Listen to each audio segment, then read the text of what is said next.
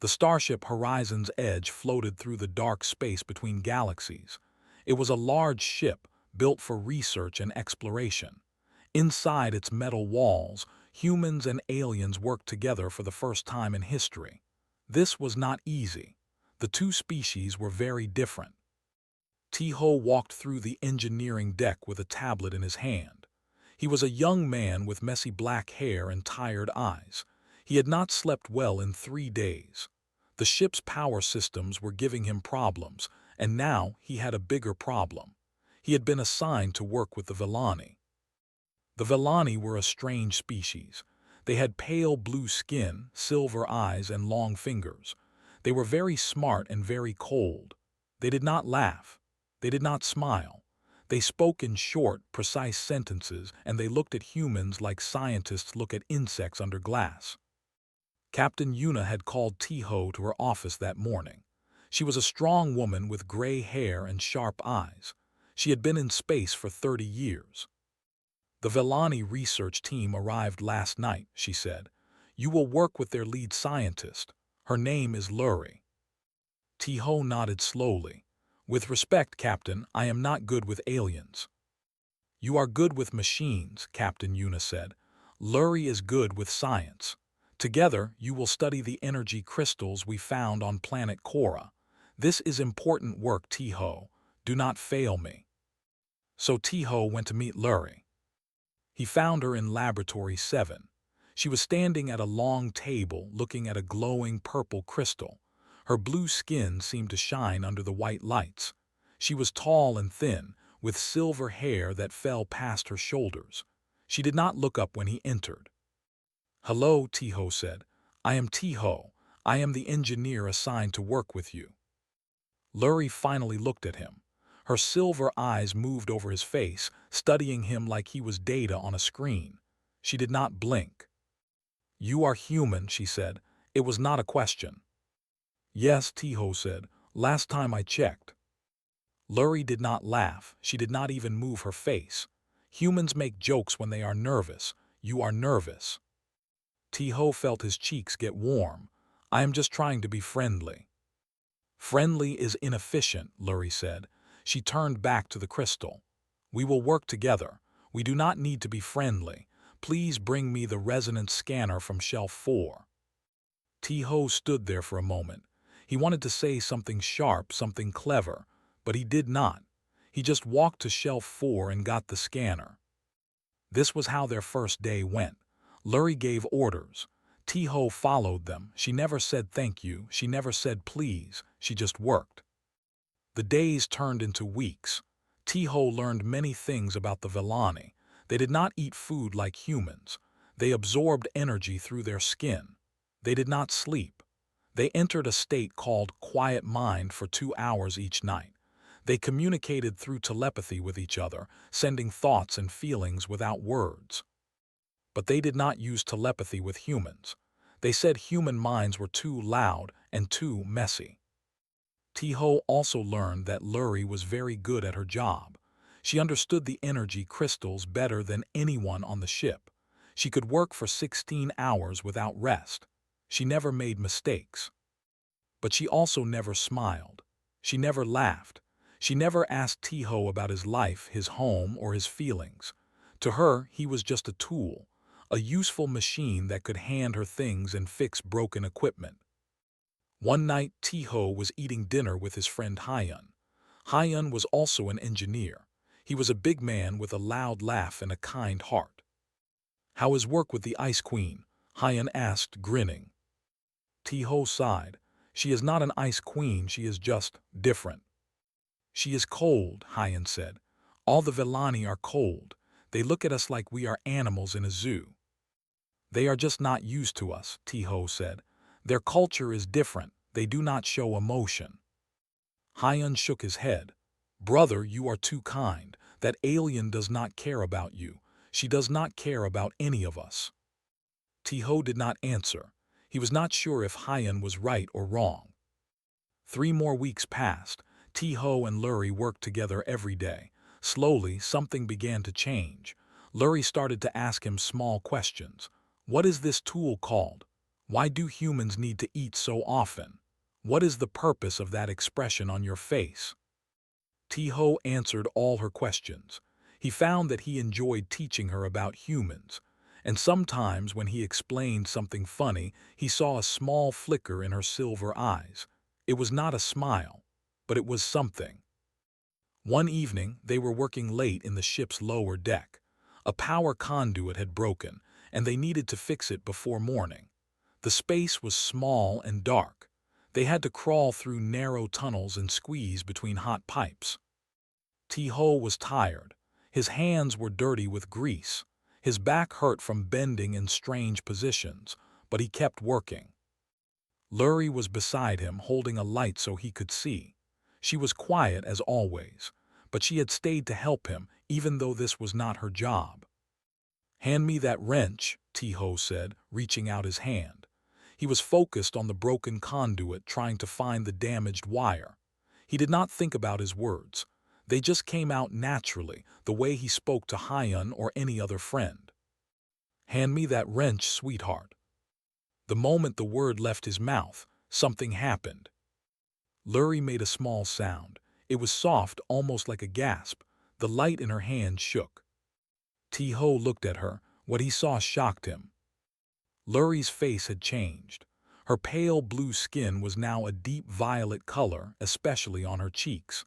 Her silver eyes were wide and strange. Her lips were slightly open. She looked like someone had hit her in the chest. "What did you call me?" she whispered. Her voice was different. It was softer, shaking. Tiho blinked. Sweetheart, it is just a word I did not mean." "Say it again." Tiho stared at her. The tunnel was silent. The only sound was the distant hum of the ship's engines. What?" Lurie moved closer to him. Her silver eyes were locked on his face. The violet color on her cheeks was growing darker. "Please," she said, "say it again." Tiho did not understand what was happening, but he saw something in her eyes, something new, something raw. So he said it again. "Sweetheart." Lurie closed her eyes. A small shiver ran through her body. When she opened her eyes again, they were bright and wet. "That word," she said quietly, "what does it mean?" Tiho felt his heart beating fast. "It is just a term of affection, a nice word you call someone you care about. Humans use it all the time. It does not mean anything serious." Lurie shook her head slowly. "No, it means something. When you said it, I felt."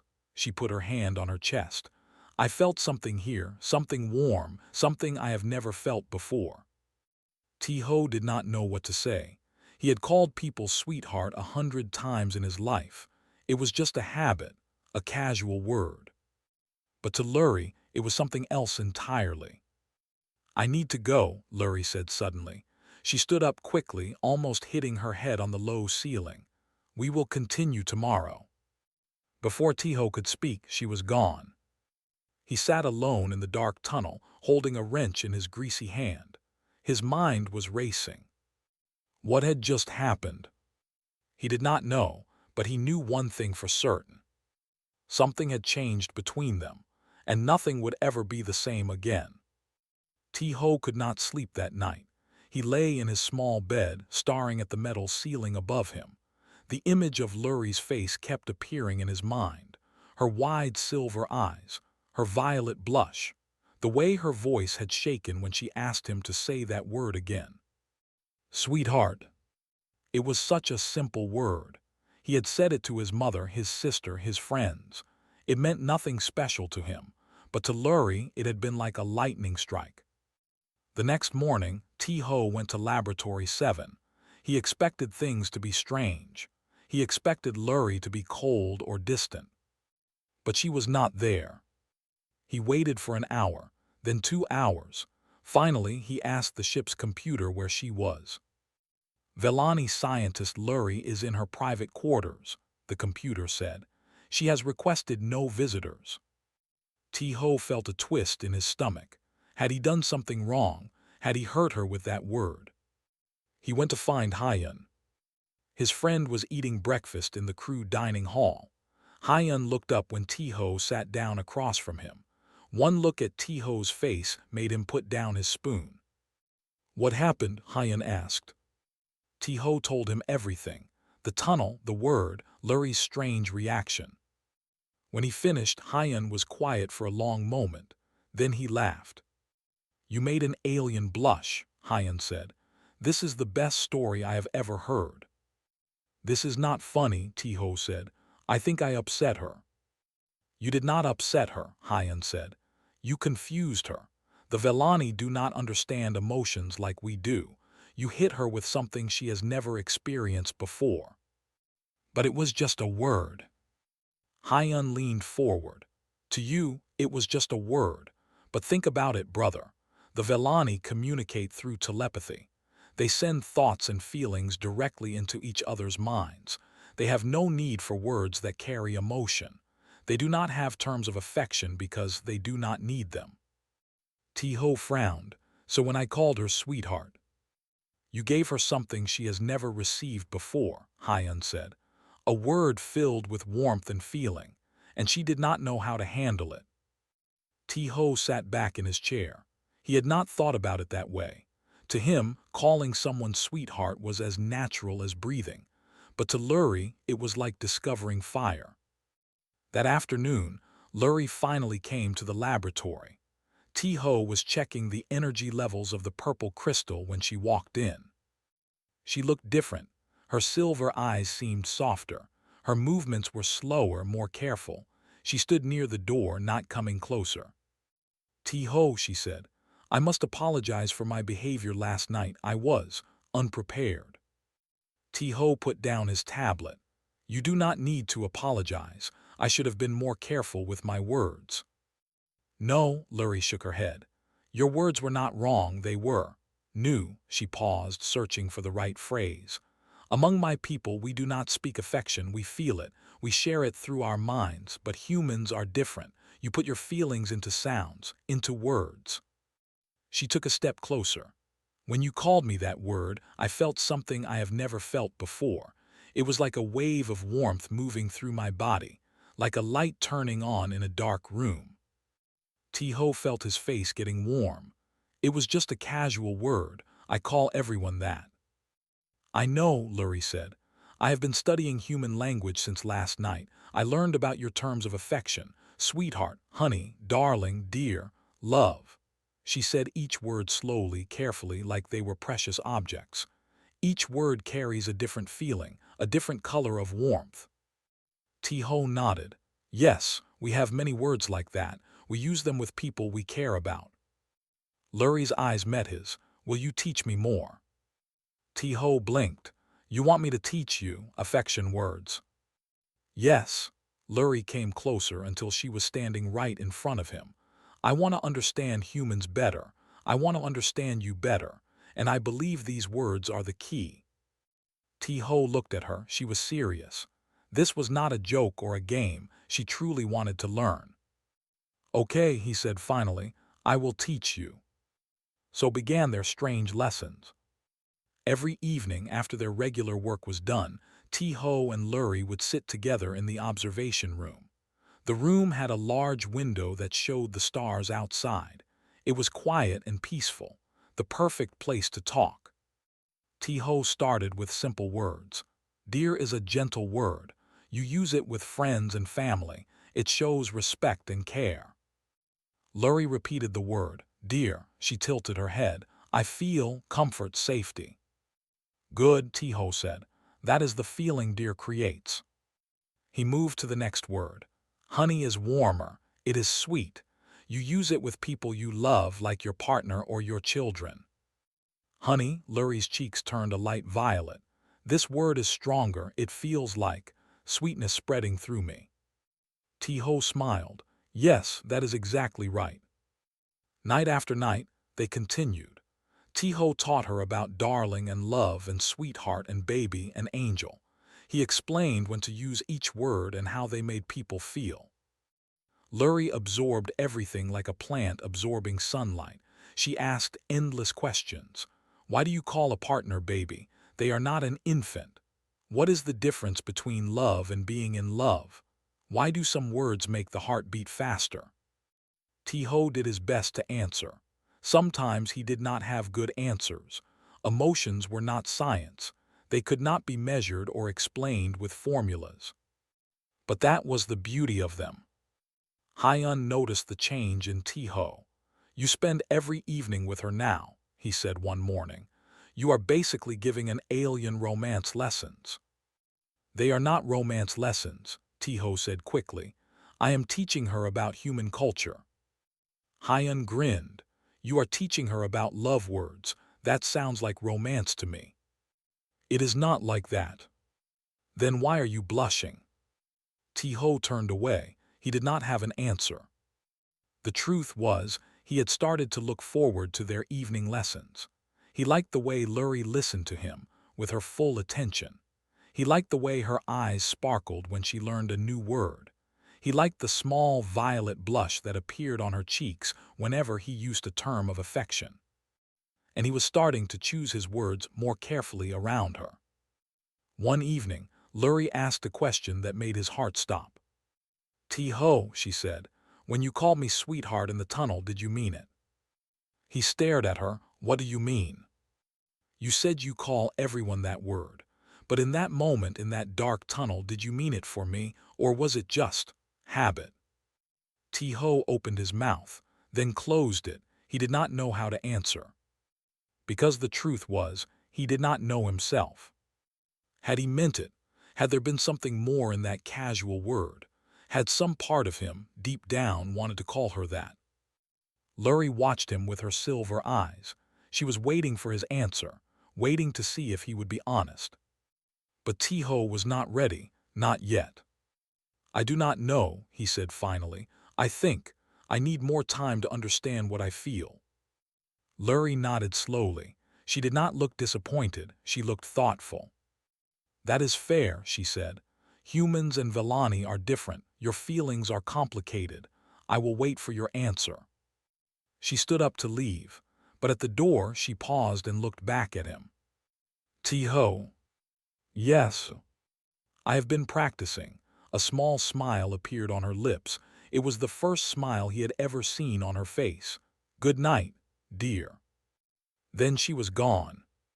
Tiho sat alone in the observation room, watching the stars spin slowly outside the window. His heart was beating fast. His hands were shaking slightly. She had called him dear, and it had felt like the whole universe had shifted around him. He was in trouble, deep, wonderful, terrifying trouble. And he did not want to escape. Word spread through the horizon's edge like fire through dry grass. The Vellani were asking humans about affection words. It started with Lurie, but it did not stop with her. Other Vellani scientists began approaching human crew members. They asked strange questions. What does honey feel like? Why do humans say darling? What is the meaning of dear one? At first, the human crew members were confused. Then they were amused. Then slowly, they began to understand something important. The Vellani were not cold. They were not emotionless. They simply did not know how to express their feelings in words. And now, for the first time, they were learning. Captain Yuna called a meeting of her senior officers. She sat at the head of the long table, her hands folded in front of her. "Something unusual is happening on this ship," she said. "Our two species are bonding faster than any diplomatic protocol predicted. I want to understand why."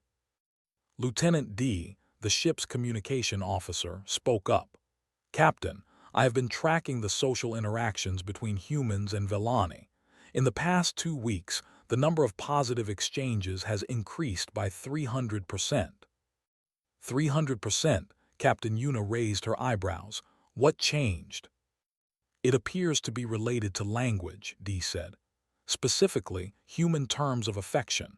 The Vellani are fascinated by them. They have been studying our words for love and care." Captain Yuna looked thoughtful. "Interesting. Who started this?" D checked his notes. "Engineer Tiho and Vellani scientist Lurie. They have been conducting informal lessons on human emotional expression." Captain Yuna smiled slightly. "Is that what they are calling it?" The officers around the table chuckled. Everyone had noticed how T-Ho and Lurie looked at each other. It was obvious to everyone except the two of them. But there was someone on the ship who was not happy about this development. Elder Sauron was a senior Vellani diplomat. He had been sent to observe the joint mission and report back to the Vellani Council. He was old, even by Vellani standards. His blue skin was pale and thin. His silver eyes were cold and hard. He asked to meet with Lurie privately. They met in one of the small conference rooms. Lurie stood with her hands clasped behind her back, respectful but not afraid. She had known Elder Sauron for many years. He had been her teacher when she was young. "I have heard about your lessons with the human," Elder Sauron said. His voice was flat and dry. "Is this true?" "Yes, Elder," Lurie said. "I have been learning about human emotional expression. It is a fascinating area of study." "Study?"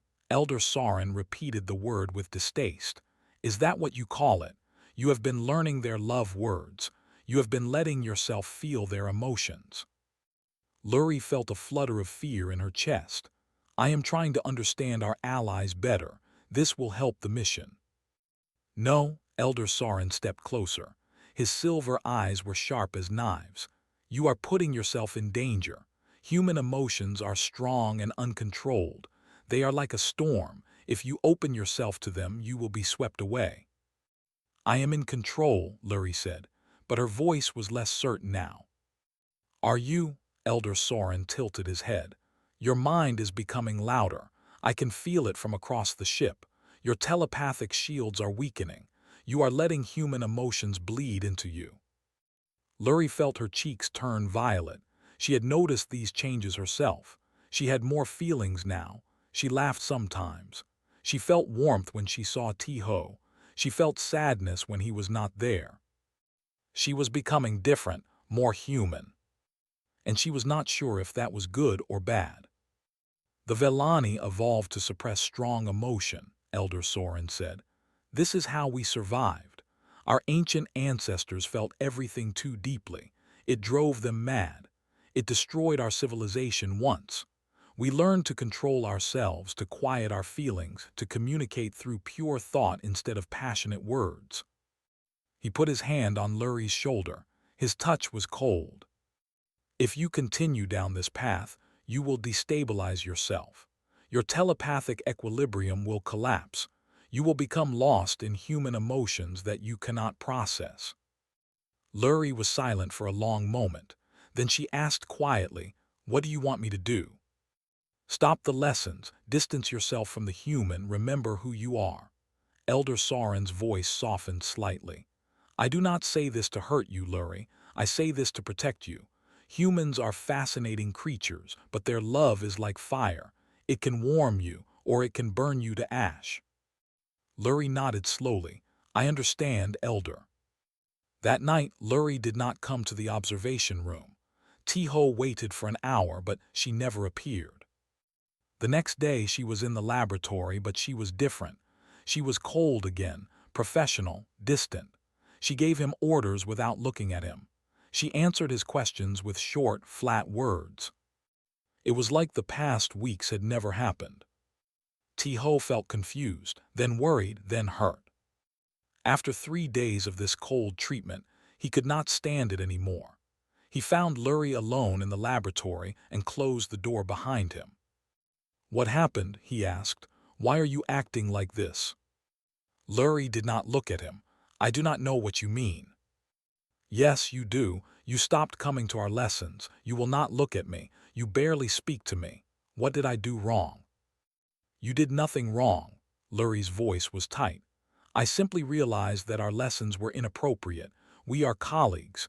We should maintain professional distance." "Professional distance?" T-Ho stepped closer. "Lurie, please talk to me. We are friends, are we not?" For a moment Lurie's mask slipped. He saw pain in her silver eyes. He saw struggle and fear and longing. Then the mask returned. "We are not friends," she said coldly. "We are colleagues, please remember that." She turned back to her work. The conversation was over. T-Ho stood there, feeling like someone had punched him in the chest. Then he turned and walked out of the laboratory. He did not see the tears forming in Lurie's silver eyes. 2 weeks passed. The distance between them grew. They worked together but barely spoke. The warmth that had been building between them turned to ice. Then the emergency happened. It was a normal evening when the alarm started screaming. Red lights flashed through the ship. The computer's voice echoed through the corridors. Warning! Hull breach in Section 7. All crew to emergency stations. Section 7 was the engineering deck. It was T-Ho's section. He ran through the corridors with his emergency kit. Other crew members rushed past him. The ship shook as another impact hit the hull. They had struck a debris field. Small rocks of metal and ice were punching holes in the ship. T-Ho reached the breach. It was bad. A hole the size of his head had opened in the wall. Air was rushing out into space. The emergency seal was trying to form, but it was too slow. He had to fix it manually. He climbed into the maintenance tunnel, fighting against the wind that tried to pull him toward the hole. His hands were shaking. His lungs burned, but he kept moving. Then another rock hit the ship. The tunnel shook, metal screamed, and a section of the ceiling collapsed on top of him. Pain exploded through his body. Something heavy was crushing his legs. He could not move. He could not breathe. He was going to die here, alone in a dark tunnel, with cold air rushing past his face. Then he heard her voice. T-Ho. Lurie was there. She was climbing through the tunnel, pushing through the debris. Her silver eyes were wide with fear. Her blue face was twisted with emotion. I am stuck, T-Ho gasped. You have to seal the breach. Leave me. No. Lurie grabbed the metal beam that was crushing him. Her thin arms strained. The beam did not move. Lurie, please, the ship needs you. You have to go. I said no. Her voice cracked. Tears were streaming down her face. I will not leave you. I cannot leave you. She pulled harder. Her hands were bleeding. Her muscles were tearing, but she did not stop. And then something miraculous happened. The Velani were telepaths. They could send thoughts and feelings, but they could also send strength. In moments of great emotion, they could pour their life force into their actions. Lurie screamed. A wave of violet energy burst from her body. The metal beam flew across the tunnel like a toy. She grabbed T-Ho and dragged him toward the exit. The emergency seal finally closed behind them. The screaming wind stopped.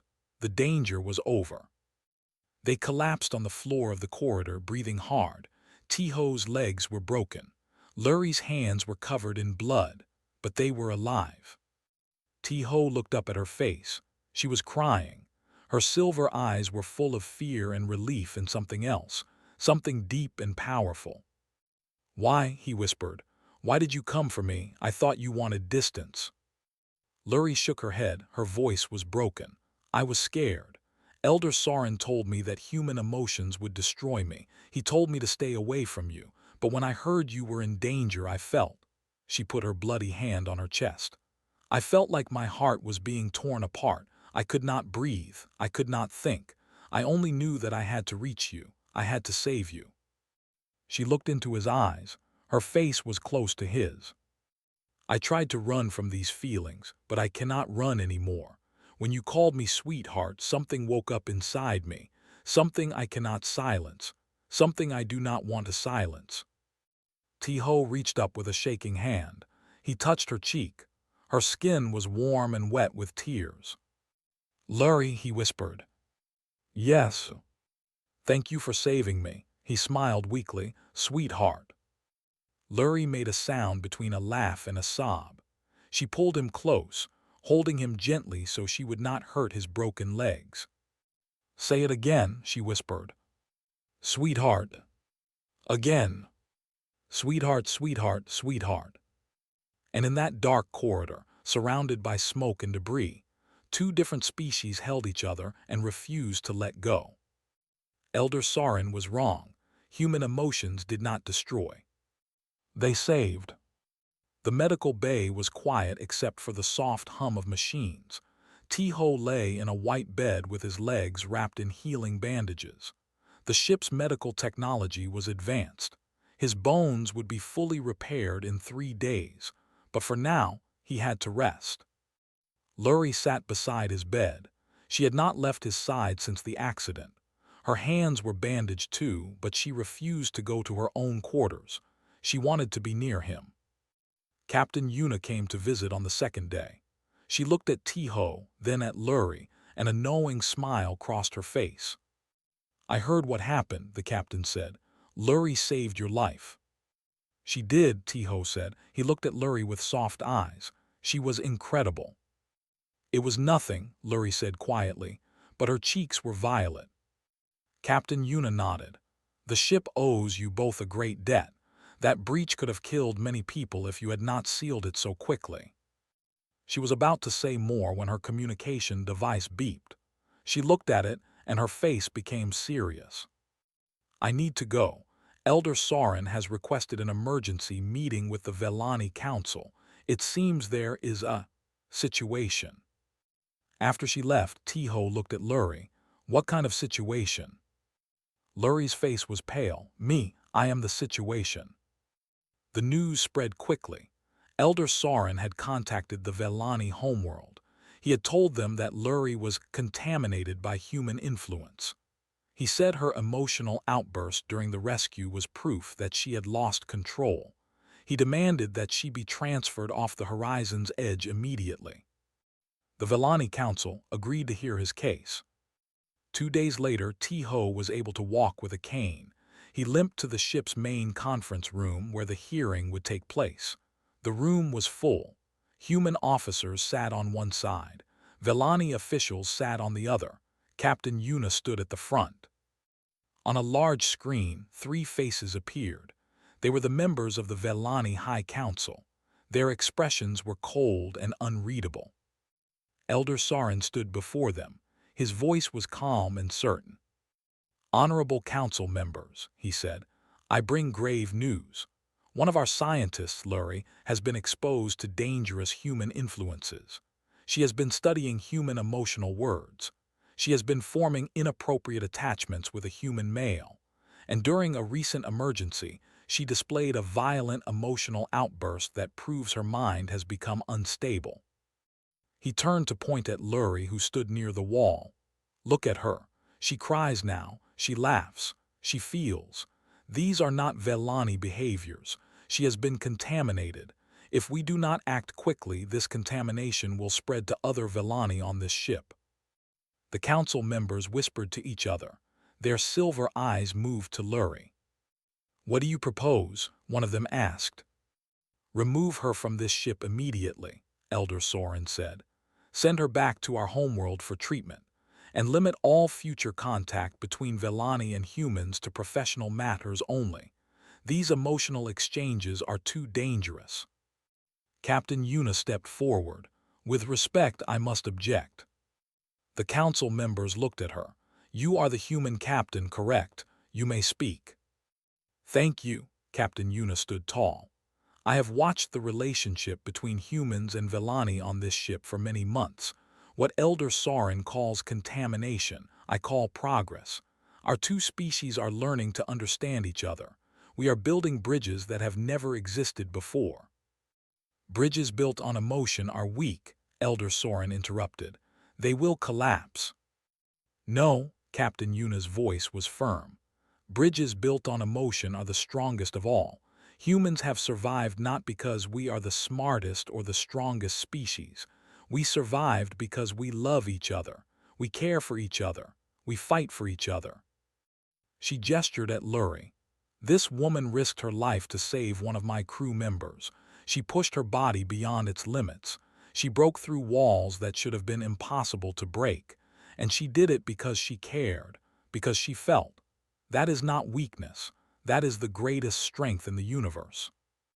The council members were silent. Elder Soren's face was hard. "Pretty words," he said, "but they change nothing. Lurie is unstable. She must be removed." "Then remove me too." Everyone turned. Tiho was pushing himself to his feet, leaning heavily on his cane. His legs shook with pain, but his voice was steady. "What are you doing?" Lurie whispered. "Sit down, your legs." Tiho ignored her. He limped forward until he stood before the screen, facing the Vellani Council. "I am Tiho," he said. "I am the human that Lurie has been spending time with. If you want to punish someone, punish me. I am the one who started this." "You have no authority to speak here," Elder Soren said coldly. "Maybe not, but I will speak anyway." Tiho looked directly at the council. "I called Lurie sweetheart. It was an accident at first. I did not know what it would do to her. But then I saw her reaction. I saw how hungry she was for warmth, for connection, for words that made her feel valued." He paused to catch his breath. His legs were screaming with pain. "Your species has telepathy. You can share thoughts and feelings without words. That is amazing. But somewhere along the way you forgot something important. You forgot that words matter too. Saying your feelings out loud is not weakness. It is courage. It is trust. It is love." He turned to look at Lurie. Her silver eyes were wide and wet. "Lurie is not contaminated. She is waking up. She is learning that it is okay to feel, that it is beautiful to feel, and if you take her away, you will not be protecting her. You will be caging her." The room was completely silent. Then one of the council members spoke. It was an old female with deep lines on her blue face. "Young human," she said, "you speak with passion, but passion can blind. How do you know that your words are not simply destroying our scientists? How do you know that you are helping and not hurting?" Tiho was quiet for a moment. Then he said, "Because she saved my life. And she did not do it because of logic or duty. She did it because she felt something for me, something strong enough to move mountains, something that broke every rule she ever knew." He looked at Lurie again, "And I feel the same way about her." Lurie gasped softly. The violet color spread across her entire face. "Humans have a saying," Tiho continued. "Love is not about being perfect. It is about being real, about opening yourself to another person even when it is scary, even when it might hurt." He smiled weakly. "Lurie opened herself to me. The least I can do is open myself to her." He turned back to the council. "I am not asking you to change your entire culture. I am just asking you to give her a chance, to give us a chance. Let her stay. Let her explore these new feelings. Let her discover who she can become." The council members whispered among themselves for a long time. Elder Soren stood with his arms crossed, his face like stone. Finally, the old female spoke again. "We have heard both arguments. We need time to consider." She looked at Lurie. "Young one, step forward." Lurie walked to the front of the room. She was trembling slightly.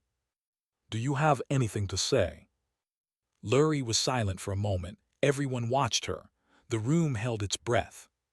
Then she spoke. "I have been afraid," she said. "Afraid of what I am becoming. Afraid that I am losing myself. But Tiho helped me understand something important." She straightened her back and lifted her chin. "I am not losing myself. I am finding myself. For the first time in my life, I feel complete. I feel alive. I feel—" She took a deep breath. "I feel love." She turned to face Tiho. Her silver eyes locked with his dark ones. "Tiho taught me many words. Dear, honey, darling, each one is precious to me. But there is one word I have been saving, one word I wanted to say when I was ready." She walked toward him. Her steps were slow and careful. When she stood before him, she took his hand in hers. "You are my sweetheart," she said. Her voice was clear and strong. "And I am yours." Tiho felt tears forming in his eyes. His heart was beating so fast he thought it might explode. "Say it again," he whispered.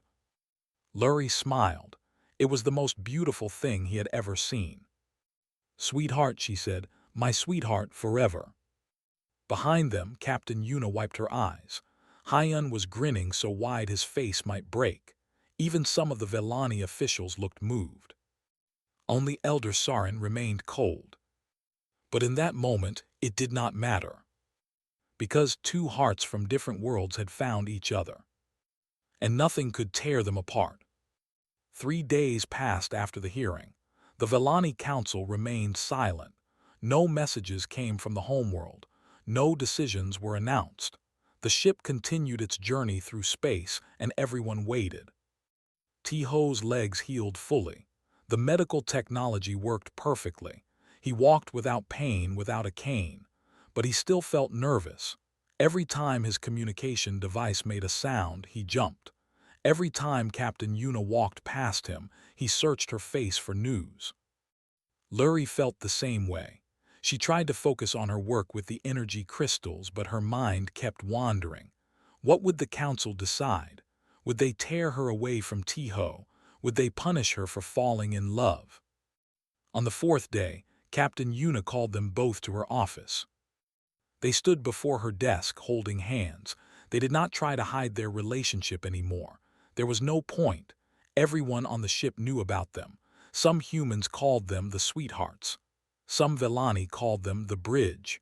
But everyone agreed on one thing: they were special. Captain Yuna looked at them with a serious face. Then she smiled. "The council has made its decision," she said. Lurie squeezed Tiho's hand. Her heart was pounding.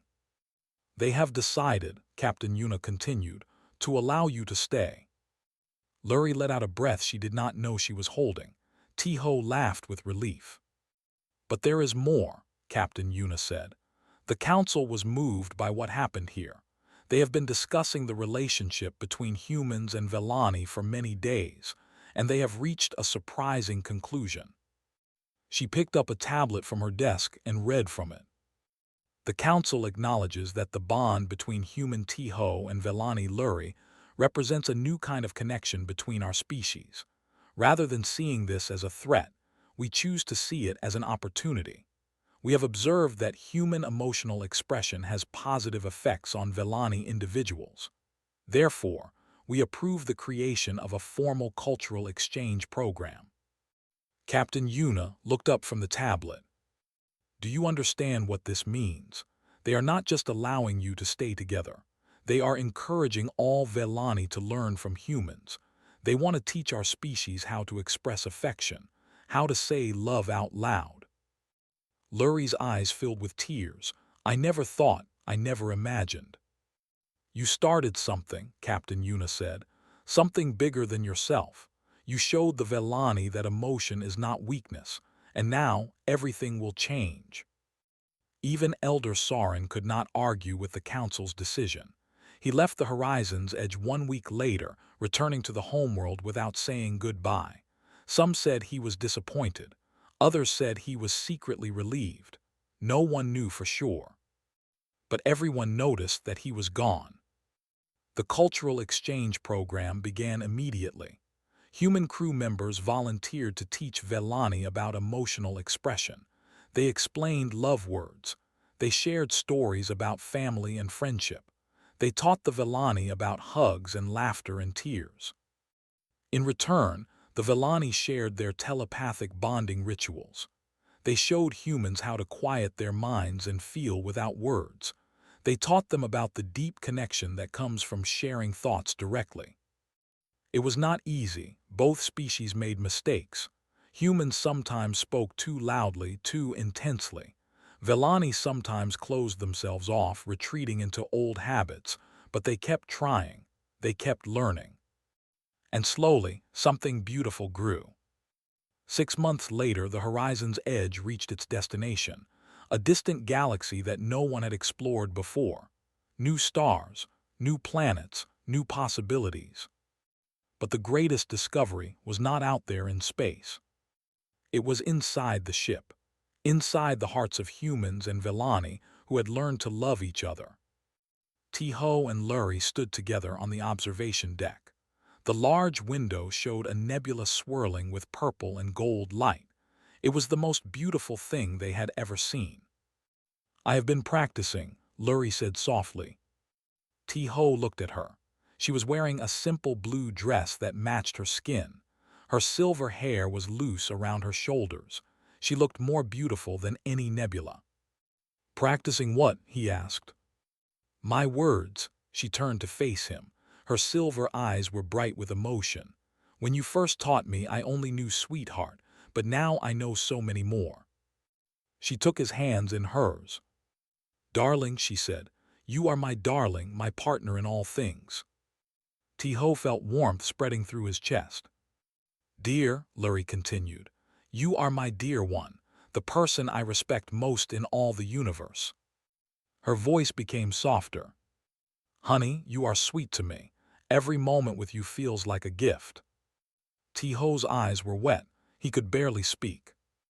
Lurie stepped closer. Their faces were almost touching. "Love," she whispered.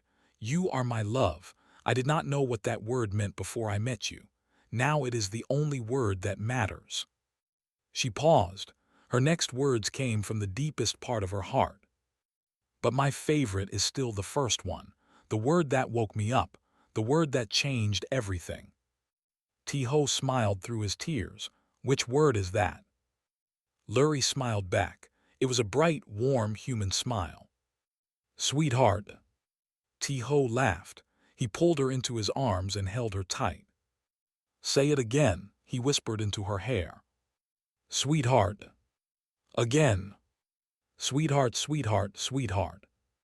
They stood there for a long time, holding each other, watching the nebula spin its slow dance of light. Behind them, the door opened slightly. Hyun peeked inside, then quickly closed it again. He walked away with a big grin on his face. Captain Yuna passed him in the corridor. "How are they?" "Perfect," Hyun said. "Absolutely perfect." The captain smiled and continued walking. There was work to do, planets to explore, discoveries to make. But tonight she would let them have their moment. They had earned it. In the observation room, Ti-Ho pulled back slightly to look at Lurie's face. "I have something for you," he said. He reached into his pocket and pulled out a small object. It was a ring made of metal from the energy crystals. It glowed with a soft purple light. "I am not sure what Velani traditions are," he said nervously. "But in human culture, when you love someone, you give them a ring. It means you want to be with them. Forever." Lurie stared at the ring. Her eyes were huge. "Ti-Ho." "I love you," he said. His voice was steady now. "I love your silver eyes and your blue skin. I love how you ask 1,000 questions. I love how you say my name. I love everything about you." He got down on one knee. "Lurie of the Velani, will you be my sweetheart, not just today, not just tomorrow, but for the rest of our lives?" Tears streamed down Lurie's face. She could not speak. She could only nod. Ti-Ho slipped the ring onto her finger. It fit perfectly. The purple light glowed against her blue skin. She pulled him up and kissed him. It was their first kiss. It was soft and sweet and full of everything they could not say. When they finally pulled apart, Lurie was laughing and crying at the same time. "I have one more word for you," she said. "A word from my language. We do not say it out loud. We only share it through telepathy, but I want to try." She took a deep breath. "Veloran," she said. "It means the other half of my soul, the one I was born to find." Ti-Ho felt the word wash over him. Even without telepathy, he understood its weight, its meaning. "Veloran," he repeated. Lurie smiled. "You said it perfectly." They turned to look out the window again. The nebula was still there, still spinning, still beautiful. But now it seemed different. It seemed like a promise, a sign of all the adventures waiting for them. Out there in the stars, there were more species to meet, more bridges to build, more words to share. And they would face it all together. Human and Velani, Ti-Ho and Lurie, sweethearts forever. The universe was vast and cold and empty. But love made it warm. And that was the most human thing of all.